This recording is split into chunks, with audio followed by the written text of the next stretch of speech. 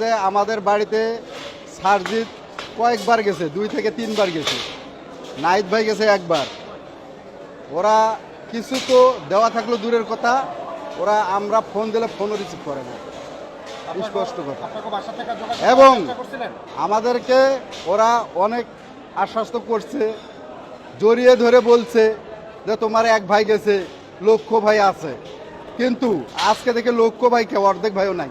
সরকারি দল থেকে বর্তমান প্রধান উপদেষ্টা যে ডক্টর মোহাম্মদ ইউনূস, উনি আমাদের বাড়িতে গেছে, আমাদের সবাইকে নিয়ে বসছে, ভাই বোন মা বাবা চাচা সবাইকে নিয়ে বসছে, বসে সবার সাথে শুধু কুশল বিনিময় করছে, কথাবার্তা বলছে, আর একটি কথা বলছে যে তোমাদের যে কোনো সমস্যা হলে আমাদেরকে জানাবা। মাঠের অলরাউন্ডার আমি, আর ঘরের allrounder Tylex. Tylex toilet cleaner, clean মানেই টাইলক্স।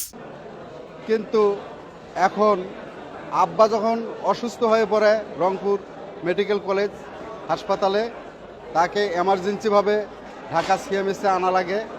ওই সময় আমি কয়েকটা দপ্তরে ফোন দিছি, কিন্তু তারা ফোন রিসিভ করে না। এটা আমার সবচাইতে বড় দুঃখ।